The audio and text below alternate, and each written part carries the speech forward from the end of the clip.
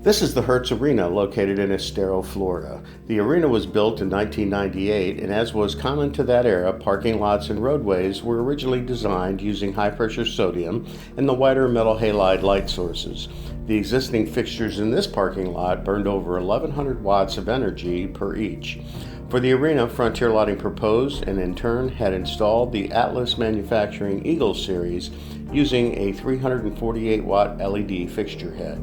Located in Burlington, North Carolina, Atlas is a true made-in-the-USA brand in business since 1992. With their conversion to LED, the arena has been able to increase the visibility in the parking lot, all the while creating a safer and more secure environment, while cutting their energy consumption by over 70%. This conversion pays for itself in energy, replacement parts, and labor within 24 months. Call Frontier Lighting today for further details.